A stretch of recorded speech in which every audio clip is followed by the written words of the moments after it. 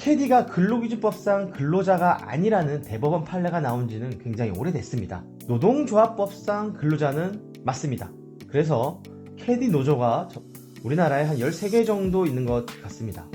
캐디 노조 실제로 파업도 하고 있습니다. 근로조건이 맞지 않을 때 파업을 해서 골프장과 단체 교섭도 하고 진행하는 골프장이 있습니다. 과연 캐디는 근로기준법상 근로자인가요? 규정을 어겼거나 고객으로부터 클레임을 받았다는 이유로 배토 작업이나 제설 작업, 그 밖에 돈이 안 되는 골프장에 필요한 업무를 따로 지시를 해서 벌노동이라고 이걸 지시합니다. 캐디분들이 거의 대부분이 기숙사 생활을 합니다. 기숙사 생활이요? 골프장에 따로 기숙사 건물이 있는데요. 거기에서 무상으로 제공되는 기숙사를 이용하거나 또는 월 굉장히 적은 돈의 기숙사비를 내고 기숙사에서 숙식을 합니다. 처음에 입사할 때 거의 대부분 골프장에서 채용을 합니다.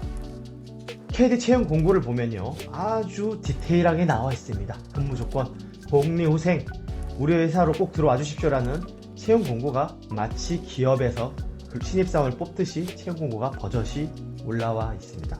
왜냐하면 요즘 캐디가 구하기 어렵거든요. 우리 골프장으로 오면 다 이걸 다 챙겨주겠다 라는 채용 공고가 있습니다. 또 채용 시 면접도 다 보고요, 들어와서 캐디 교육을 받은 다음에 투입을 되죠. 그리고 유니폼을 입습니다. 네, 그리고 골프장에서 제공하고 있는 무전기, 골프장에서 제공하는 시스템, 골프장에 있는 카트 다 이용을 하죠. 회사의 규정을 어겼다고 해서 벌노동이란 것도 하고요. 이게 근로기준법상 근로자가 아니라고 할 수 있을까요? 그리고 또 모든 업무를 경기과에서 지시를 합니다. 경기과에서 스케줄표도 다 짜고요. 이런 것들을 봤을 때 캐디분들이 이 골프장의 전속성이 굉장히 높아요. 다른 골프장에서 일을 할 수가 없잖아요. 여기서 일을 하면서 다른 골프장 이렇게 가서 왔다 갔다 할 수 없습니다. 그래서 어떠한 논문이나 연구 결과에도 캐디는 전속성이 굉장히 강한 것으로 나와 있습니다. 여러 가지 점을 봤을 때 캐디는 근로기준법상 근로자가 맞다라고 저는 생각을 해요.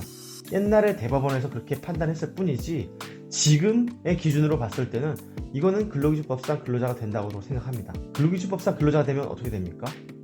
퇴직금 줘야 되죠. 연차휴가 줘야 됩니다. 더불어 여러가지 비용들이 늘어나기 때문에 골프장들은 어떻게 해서든 근로자가 되지 않기 위해 노력을 할 거예요.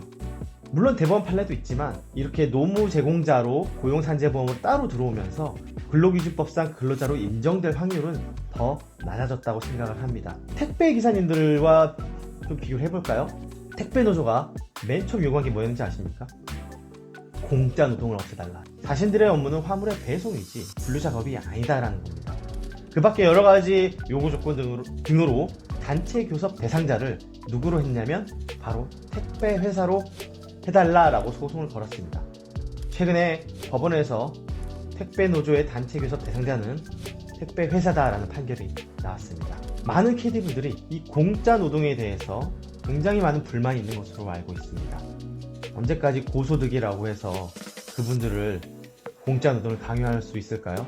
저는 아니다라고 생각합니다. 점점 캐디 숫자가 줄어들고 있기 때문에 캐디분들의 니즈는 더 커질 것이라고 생각을 해요. 이러한 캐디 산업들의 현 상황을 봤을 때 저는 근로기준법상 근로자가 맞다라고 생각하지만 그렇게 판단하는 사람은 거의 없는 것 같아요. 현 상태, 사업소득자 이 상태에서 세금만 내면서 어찌저찌 잘 불러만 가보자, 문제없이만 가면 땡큐 아니냐 라고 생각하시는 분들이 많은데요, 저는 이게 이런 식으로 놔두다가는 언젠가는 크게 터진다고 생각을 합니다. 택배 노조처럼요.